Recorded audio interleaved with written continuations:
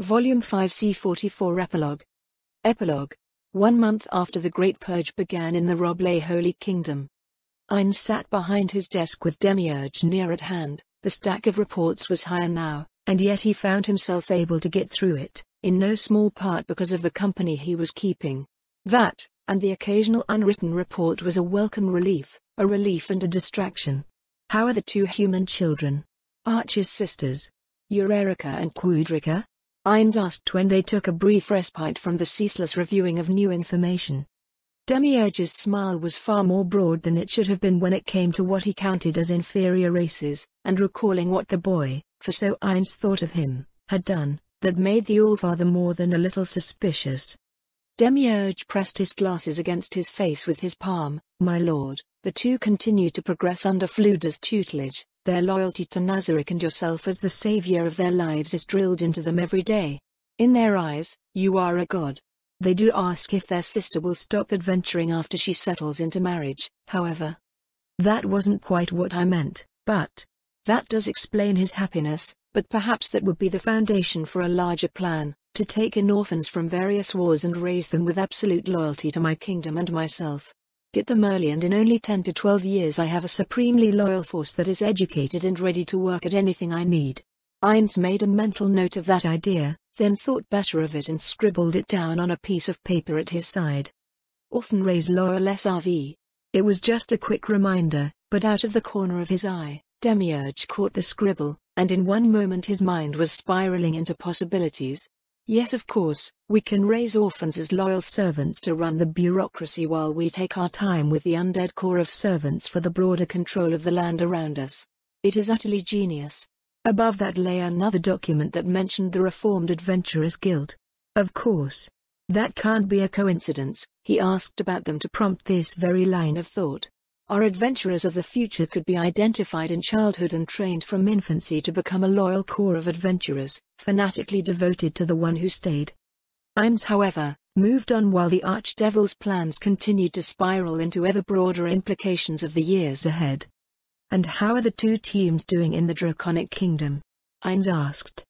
My lord, the 4 former Imperial Knights are slowly gaining strength and experience with their new bodies. Lena's made some mention of being rewarded with a new tail from Shultier, but I'm afraid I am not clear on the specifics.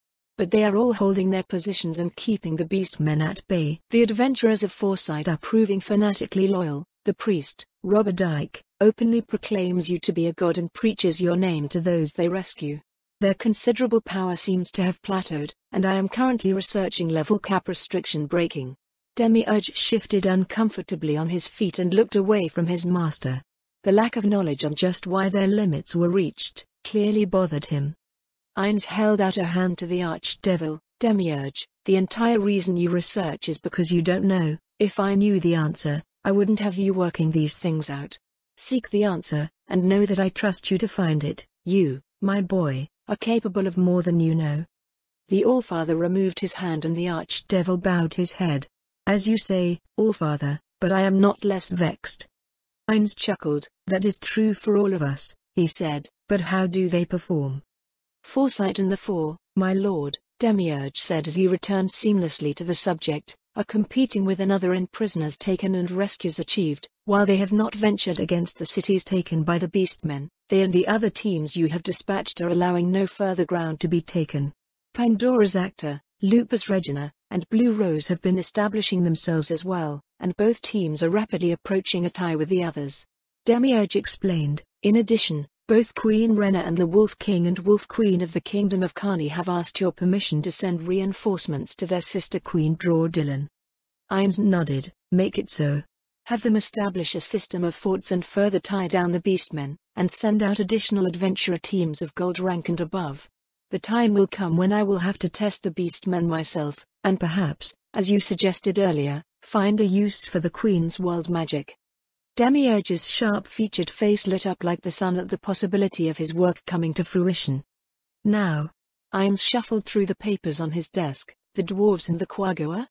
My lord, the false history you so cunningly created has taken root in their mythologies, and while hatred remains over more recent history, the struggle against Yaldabaoth and their service to yourself in common has forced them to set it aside.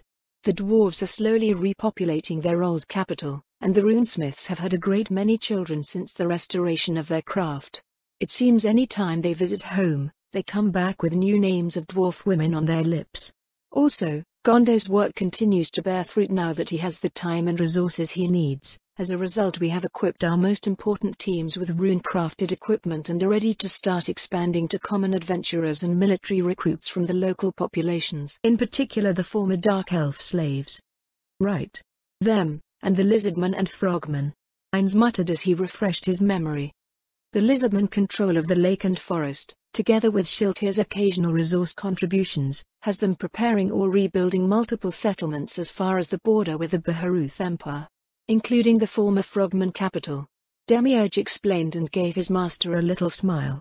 Shiltir made sure to tell me to let you know how grateful she was for the opportunity to personally attend you. Heinz coughed into his hand. Yes, well, that is to be expected, and she did well. Yes, my lord. And on that note, the frogman population has begun to bounce back in their new home, and they are even sending out small trade resources using Hegenmal and his family as short-range couriers to the kingdom of Kani. Demiurge smirked. You were wise to spare the dragons, my lord. Who else would think to use them as couriers to speed trade? Not me. Heinz thought with dry annoyance and a smidgen of worry about the false credit attribution. Why must they always credit me? If it ever comes out that something they thought was me, wasn't me at all, what can I say? He kept the sigh of worry at bay and shifted the subject again. Albedo's correspondent stared up at him from the stack. And so he shifted from his shift, instead thinking of the new Queen of Frost. This. Queen of Frost, Queen Baraha, what are your thoughts, Demiurge? Heinz asked. Above average intelligence, but not a genius, still she is clever, using the spider people to create steel-strong silk for construction as well as sale to the dark dwarves was inspired.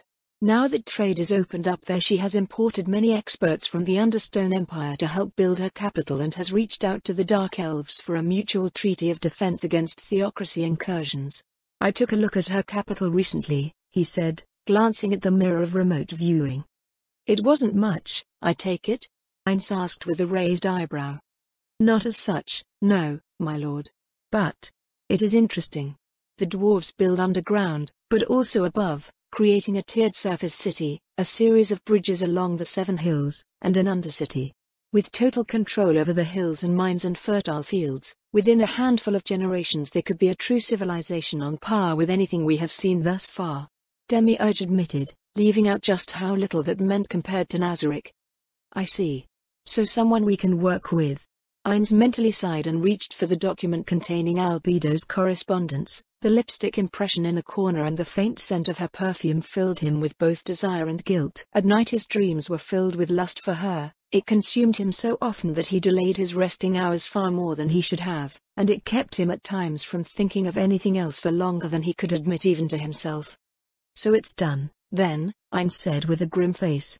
The South has declared independence from the North due to the defunct administration, corrupt government, and the violent purges. That can only mean one thing. Heinz went to the next page. It was what he expected. I, Holy Queen Calcabesares of the Roble Holy Kingdom, send greetings to our royal brother, Allfather Heinz Ulgaun of the Kingdom of Nazarick.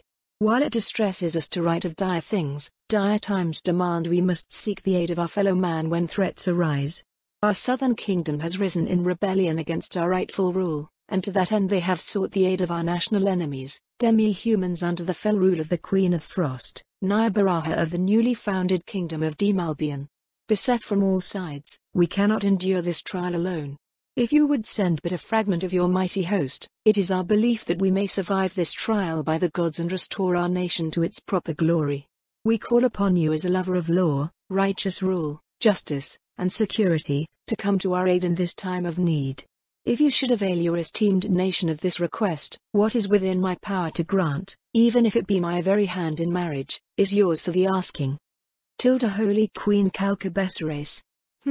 Thankfully this did not pass through Albedo's hands, or there would likely be no Holy Queen at all. Heinz remarked offhandedly as he read through the brief letter. He flipped to the next document. True to expectation, it was from Albedo. Ainz bit his tongue to the point of drawing blood. If it pleases my lord, my work has reached a stage of development suitable for your intervention. I plead with you, my master, to come and see the fruits of my labor.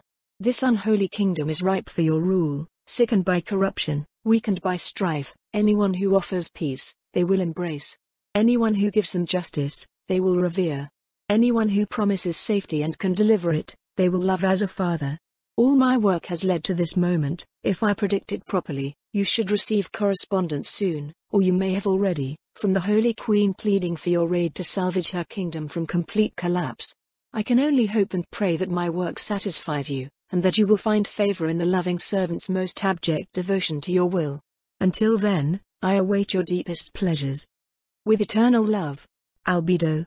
Ainz swallowed. Time is up. I have to go. Demiurge, Ainz said and stood. I leave my kingdom in your hands. I must go to Albedo. You know what that means. Demiurge immediately knelt. My lord. If she refuses you, if she cannot bear your form, only let those of us who treasure you, follow you wherever you go. We don't need a kingdom, only our king. Only our Allfather. The archdevil vowed, and Ainz could only rest his hand on the dark-haired boy's head. You are my beloved children, and whatever happens, whatever she does, I must accept it as the price for all my sins. But if I have to leave, if I must go, I will not tell you that you cannot go with me. I can promise you that much, my boy. Ainz answered as only a father could, and when the gate appeared, he left Demiurge behind in the office, both of them silent, both of them going to their own tasks, and both of them were hoping for the best. Nor were they alone in that. End Volume 5. Volume 6 C1 Sacred Unions. Before the Holy Kingdom's Purge. Are you serious? Naya asked from her throne. The chair she sat on was carved of stone, but it was crude, rough, and had for its seat nothing but interlaced wicker strips. However, the wicker strips were provided by all the demi-human tribes under her command, and composed of multiple layers, each of which was laid over the other. It made for a surprisingly flexible and comfortable cushion beneath her. The throne sat in the frame of what would be her castle. The residence was being built around her while she governed, with the honor of supervising the various sections handed to the various tribal chiefs. Despite most of them in her eyes being at least somewhat evil, Naya found it surprisingly easy to get along with them after the Bafo chief was killed in battle and his people spared any further suffering. The throne was carved around her from a stone on which she sat, an act which the building of the castle now mimicked, providing the founding myth she knew tribes were so very fond of. In time, the building of the castle around the queen will be a fine national myth. If my descendants are overly tall though. She kept back the private laugh at her own expense. Regrettably Olisur Dark's blood had not made her any taller. But all that was mere background noise. In front of her knelt an ogre, not especially intelligent. They were at least easily swayed as long as she made sure they were fed. Yeah, got visit guy, human, says South comes. It was a somewhat garbled message, but Naya understood the gist. A southern delegation, of course it could be from the northern Holy Kingdom, but I doubt it. Naya pursed her lips and furrowed her brow. Bring him in, she said at last. I wonder if we caught him by surprise with all the building here? Naya almost laughed at that and reached up to scratch the slowly emerging horns on her head. The itch made her grimace a little, making her expression all the more fierce when a human came in escorted by two Spriggans bearing long spears crossed at his back. Their glowing green bodies pulsed with life. The tendrils of wood wrapped in green vines which trailed behind them had an ethereal beauty to them. Naya recalled that they yielded to her on the promise of control over the timber industry and harvests, and that they could supervise the planting of trees along every road she laid down to make up for the break in nature. Easy win, and a good one. She reflected as the human approached in front of the towering Spriggans that looked down from 3 heads higher than his own. He wore steel armor and, to her surprise, a red tabard over the front, one that was clearly wrinkled. A dead giveaway. You're from the Southern Holy Kingdom, aren't you? Naya said without waiting for a response as the human knelt in front of the Queen of Frost. Yes, Your Majesty. How did his full lips stopped when she interrupted? She pointed to the tabard, that is wrinkled, but not dirty. That means you kept it protected but not out. Northern Holy Kingdom people only wear blue and they're foolish enough to keep it on display at all times. Let's not get lost in the forest now. Tell me what you want, man of the South. He flushed a bit. He was a broad figure with a military build to him. He had a scabbard but no sword, meaning it was confiscated, probably by one of her guards. His lips moved a little, her brusque approach a novelty. His deep brown eyes searched her face. "You are the one in charge?" he asked as he looked her up and down. Naya's talons clicked one after another over the stone. "I am the Queen of Frost, yes. That makes me the one in charge. You didn't come all this way to ask that question. I'm also very busy, so. Your reason for being here, Southern nobleman?" He shifted uncomfortably where he knelt. "The Southern Holy Kingdom is rebelling against the North. We want your help." "How did you even know there is a we here who might hear you out?" Naya asked and glanced around the open space of the still open-air castle. Demi-humans large and small bore blank expressions. "The North took a few captives. One of our people talked to some. We heard about the rise of a central authority here. I happen to be a bit of a gambler," he explained and could not hold back a smirk from his thickly bearded face. "And it looks like it has paid off. We'll see, human. You say the South is rebelling. What has that to do with us? We're busy building a kingdom here." Naya began tapping her foot and rested her head on her fist with her arm upright on the armrest of her throne. "The Holy Queen butchered our people. She showed no care for our lives. She let our families be slaughtered and turned on her own population." He snapped his jaw shut when Naya straightened on her throne. "The Holy Queen is still Kalkarite?" Naya furrowed her brow and looked at the southern noble with incredulity. "The one who condemned you to die, yes," he pointed out, and smiled inwardly when he saw the ice-blue eyes flash with brief anger. "Assuming I believe you. What of it?" Naya asked. "I live here now. I'm no longer a human. I'm no longer a citizen. I'm no longer anything." She tried to mask her thoughts, but she shifted a little, removed her head from her fist and sat up straighter, stiffer. "Your parents are human, aren't they?" he asked, and the hand Naya was resting on the armrest dug into the stone, the talons piercing the rock. She nodded. "They are." "They were imprisoned by the Holy Queen on suspicion of treason, shortly after your escape," the nobleman pointed out, leaving the sentence dangling in silence between them.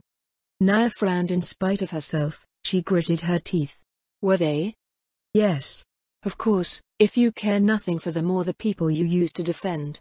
With your permission I will take my leave, Your Majesty." The nobleman bowed his head and waited. He did not wait long. "I didn't say that," Naya retorted, "but what do you propose I do?" "Seize the wall, invade the Northern Holy Kingdom, aid our rebellion.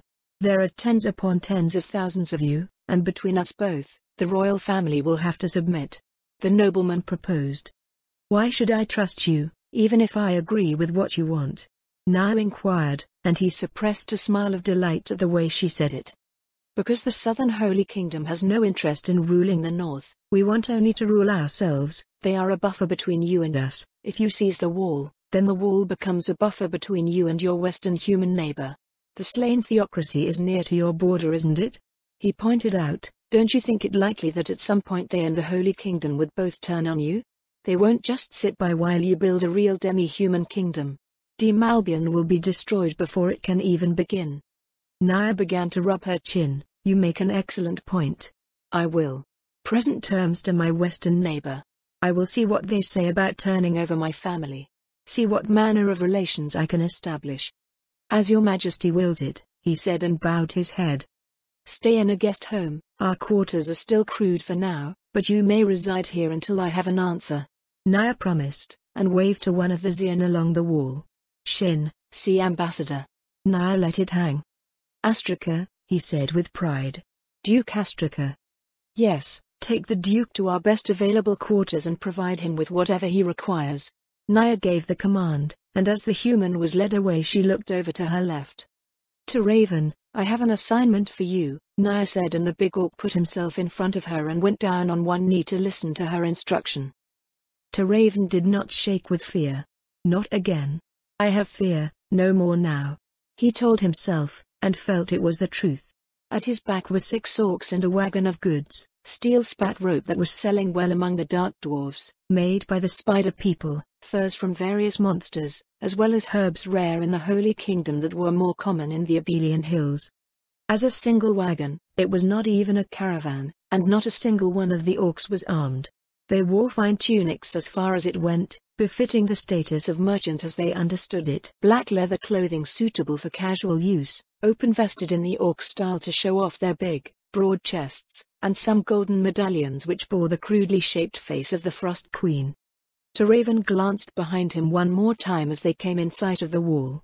The guards up above were already crying out the alarm as he raised his hands. "I come for peace. Frost Queen sends with words. She sends with gifts. Offers of trade to neighbors." The outcry seemed, if anything, to send the humans into an even greater frenzy. At least they weren't shooting him yet. He thought, and waited. "Go away. No demi-humans allowed. One warning is all you get, monster, and then we shoot." A high-pitched squeaky voice of an obvious battle virgin shouted down at him. He craned his neck to look up at the top of the wall. "I am ambassador. I come for trade. For peace. Only Holy Queen can say no. Kill me, we have war.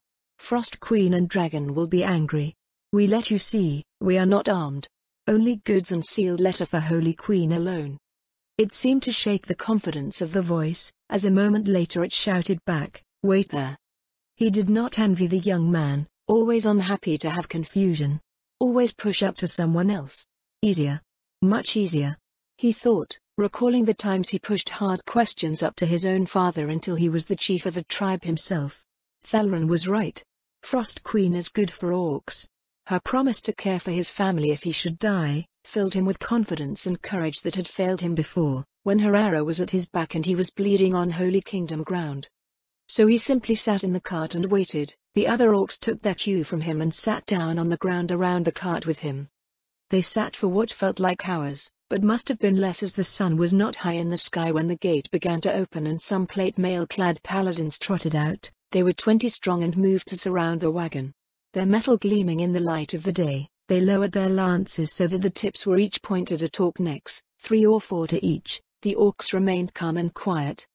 "You better explain yourself, orc," a human said from behind his helmet. "Did. Frost Queen rules orcs, other demi-humans too. She wants peace, no war. Sends me for peace words, a letter for your queen from ours. Offers of trade. Agree to terms, we will not fight on any tomorrows." Raven explained, and the human raised the visor of his helmet. "Do you take us for fools?" he demanded, incredulously moving his lance away and shaking it. His legs trembled so much that the horse all but cantered away, unsure of what he actually wanted to do. It stopped when his free hand took hold of the reins and tugged lightly. "We do not take fools, only what I say." Raven answered with a firm nod and held up both his hands beside his big round head. He snorted through his porcine snout, "I say truth, Holy Queen and Frost Queen do not have to fight. No killing. Peace. Maybe she say yes, maybe she say no, but only she say? Or are you Holy Queen wrapped in metal?" Raven snorted, and the other orcs began to laugh. So, against their will, did several of the paladins whose lances with their sharp metal points began to waver. The paladin, however, turned purple with anger. "We will inspect your wagon. Then escort you to someone higher. You'll be their problem then." His voice cracked at the end, and Raven grunted. "Then look, I speak true, nothing here, only peace offer." Raven said with an emphatic nod, and raised his head when the tip of the lance pricked at his throat and forced his chin to rise to escape bloodshed. "Go on. Inspect the wagon." The nameless paladin barked, and 2 dismounted to begin the inspection. First problem. Done. Raven thought, mentally breathing a sigh of relief, and waiting with patience to move on. Volume 6 C2. Raven and his little group of orcs could have been happier. The glares of humans reminded him of mere pale shadows of the mad-eyed archer who became the Queen of Frost.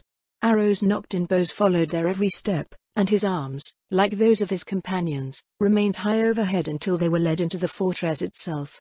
The door shut behind him, the cart of goods remained untouched. None of the humans seemed to want to touch it, as if fearing it was infected with one of the many diseases that cost so much mana to treat every year. At least they not steal it, he thought as he was guided forward up a long series of winding stairs and then down a long stone hall. The building itself was an impressive reminder of the advanced nature of human architecture. Humans build. Lots. Frost Queen wants us to build too, ours like this, one day. He felt a swelling of pride in his breast as he considered that, even now, his brethren and the other races of demi-humans were building the castle literally around their queen and her throne. The long sense of troubling inferiority, that they had not built as humans had, was being stripped away under the proof that they could do exactly the same or perhaps even better. The dark dwarves that served as supervisors were also acting as teachers, and his own son was showing aptitude in the task. We too, will build great. He kept the thought to himself as he stepped through a ray of light from the outside that shone against the stone wall, briefly casting his shadow before he passed through it. Finally he came to a door wide enough for one to pass through, thick oak and painted with the blue insignia of the Holy Kingdom.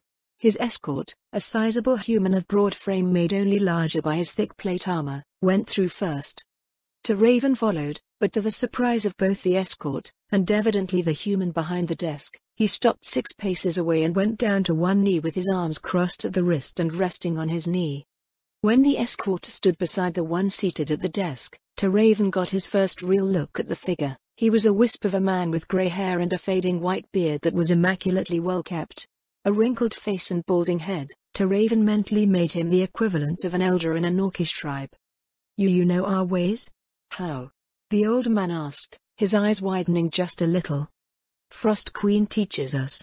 Raven said. The old man looked up at the escort, and the escort down at the elder. They both gave a tiny shake of their heads. Raven chose to clarify, she rules orcs, and all demi-humans.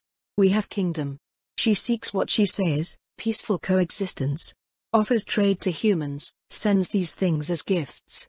His deep, rough voice did not endear itself to the humans, and both frowned in front of him without attempting to hide it. The smell of their sweat hit him a moment later. Raven sensed their hesitation, their quiet looks stretched out the silence as they struggled to find a question to ask. She once human. Mad-eyed archer. Huntress of wilds. They gasped at once.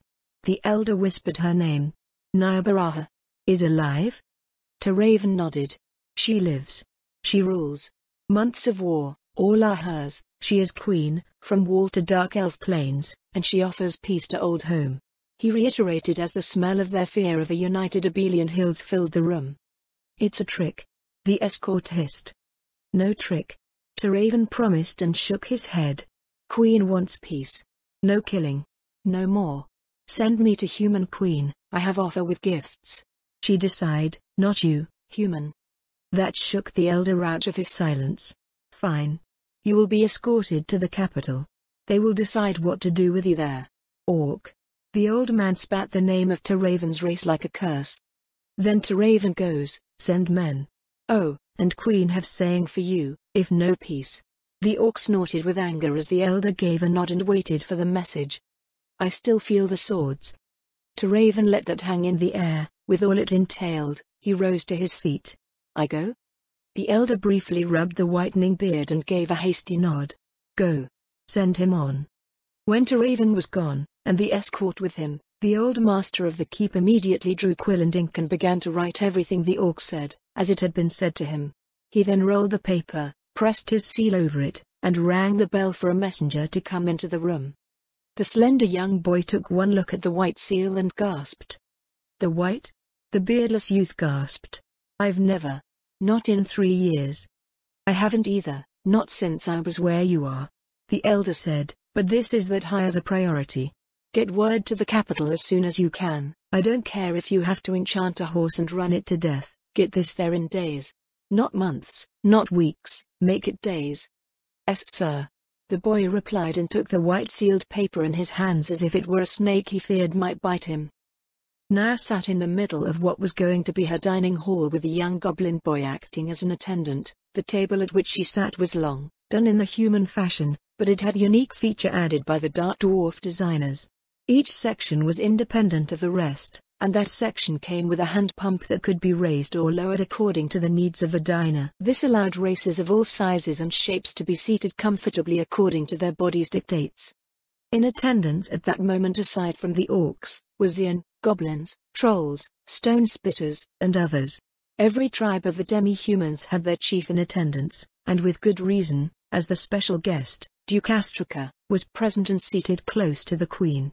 The young of other races were similarly serving their counterparts, ladling soup into bowls or various forms of meat onto trays. The dining hall was far from complete, with only a few feet of wall established. Even with magic, it was slow going, and when she saw the way the Duke looked around, like he was trying to find something nice to say that wouldn't ring false, she took pity on him. Your home had to be built once, too. I realize this is not a marvel or a wonder, not yet. But it is ours, and it will be great one day, she said and took a long draught of beer. She idly reached up to scratch the place where horns were growing still. She now knew they were growing up at least, though they were not very large yet. I hope it's not too large, that could get uncomfortable when it comes to doorways, she thought when she removed her hand from the itchy area. Yes. Of course. I'm sure it will be remarkable, Astraka said, coughing into his hand while the little goblin boy put a plate of bread beside him for his stew. But, he said as he took up a chunk and dipped it into his stew, do you simply not believe me about our offer? Or are you hoping for a better deal from the Northern Holy Queen? Naya wiped her mouth and slammed the wooden mug down. I want one thing, she said while holding one finger up and toward him, prosperity for my kingdom. I don't get to play with idealism, and I don't have a reason to enter into a war that won't offer us anything but trouble. If I can get it by peace, I would prefer that. If not, we have a bargain. Duke Astraka took that in, so your trade envoy? A test. Naya nodded as she saw the light of understanding forming in his eyes, and a convenient excuse to keep you here for a little while, so that you can learn about the demi-humans the way I have. She smirked a little and then reached behind her to scratch her back. I don't understand, Astraka said and held out his mug for the goblin child to refill. Naya pointed to a giant-sized catman creature with large protruding fangs coming up from his lower jaw. He had a great double-headed axe on his back and was steadily chewing on a massive haunch of meat. That is Vajrajandala. When I went to take his people into the fold, she chuckled. As a human I doubt very much that I could have beaten him. We fought 4 small skirmishes. Each time they came out, I ambushed and captured the lot. When I reached his tribe's home he came out to challenge me in person. Do you know what he said when we met? What? Duke Astraka was now intrigued. The smile on the dragonid face was almost wistful. His brown eyebrow went up and without realizing it, he leaned forward.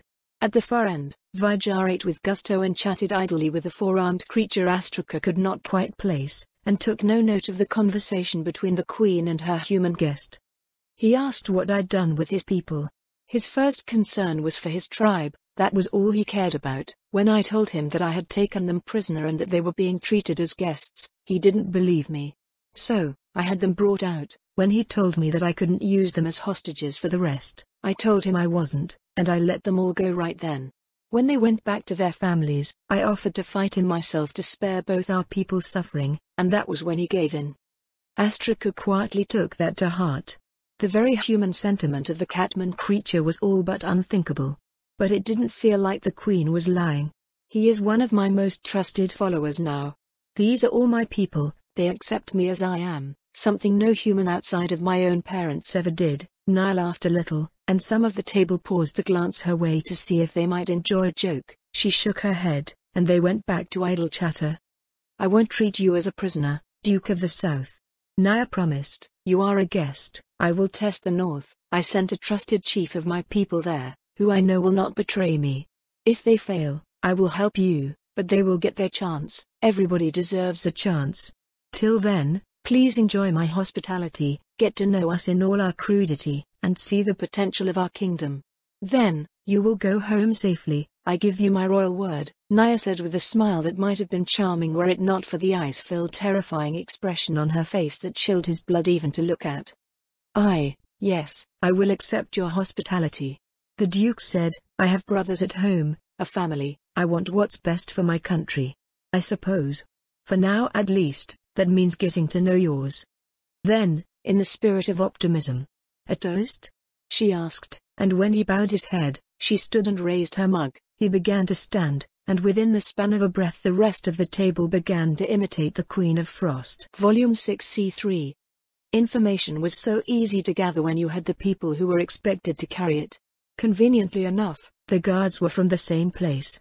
She flapped her wings from on high, and then, faster than any of them could understand what was happening, she descended with her bardiche, swung, and the heads of the humans toppled with soft thuds to the empty road.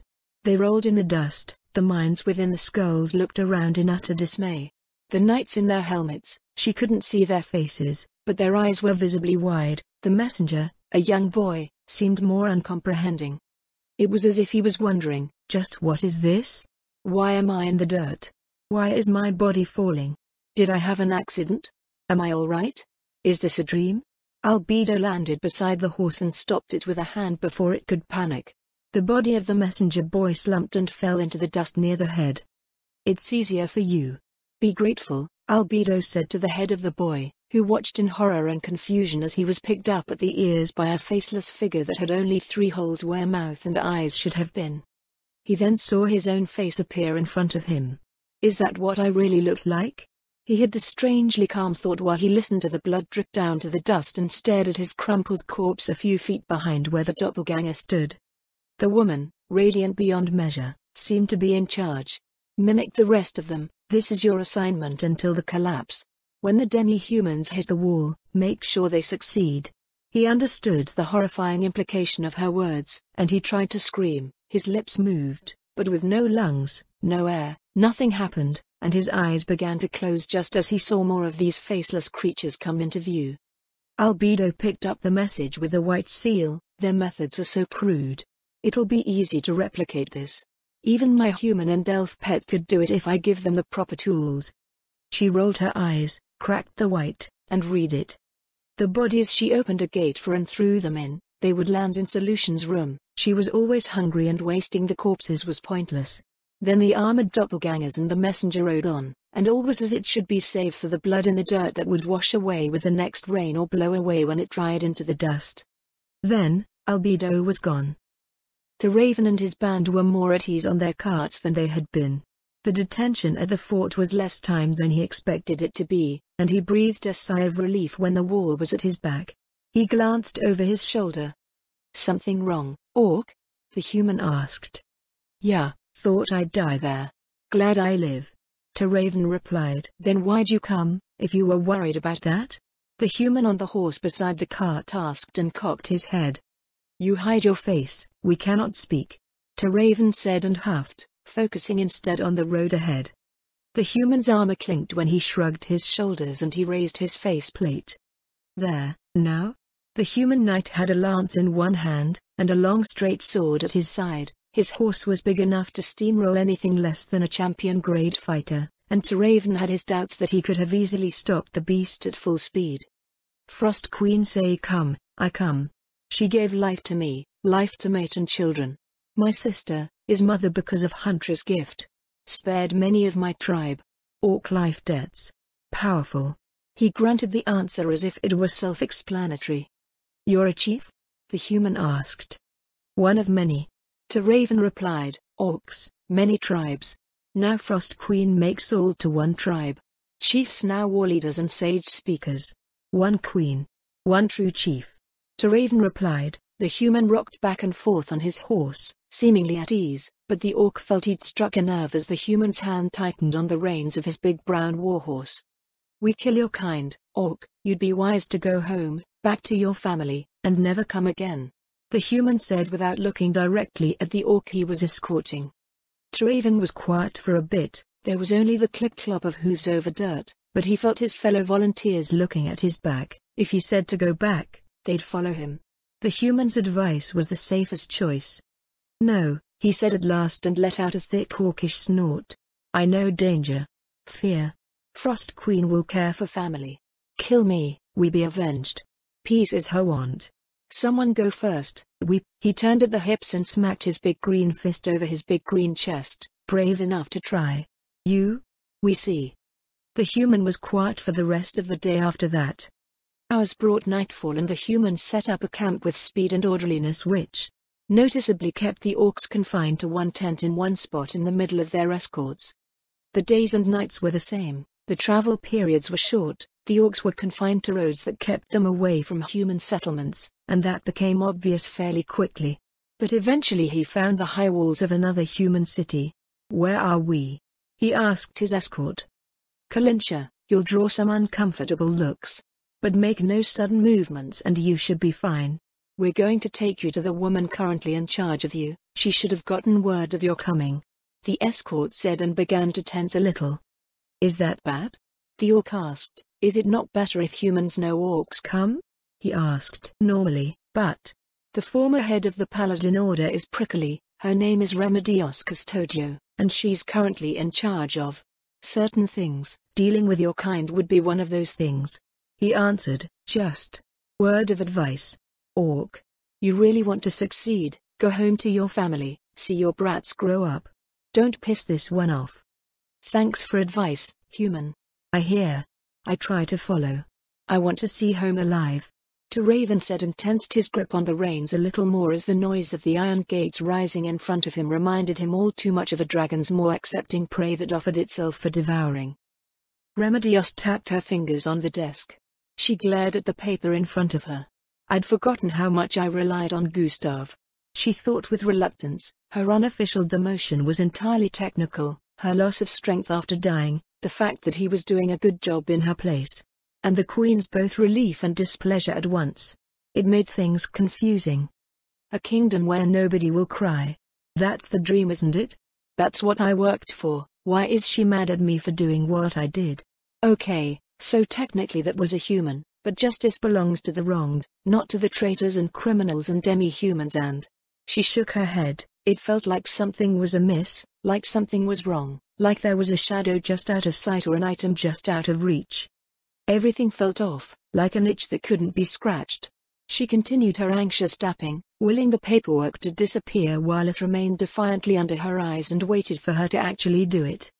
That anxious stalemate between her work obligations and her stubborn resistance to things she should have only had to take credit for, left her grateful when there was a knock at the door. The heavy thud gave her the excuse she needed to tear her eyes from the hated paper and focus on something else. "Yes, what?" she snapped. The door opened. A young boy poked his head in. "A page, Vice Commander. An orc is here. The escort needs permission to take them to the capital. To meet with the Queen." "What? An orc within reach of Her Majesty?"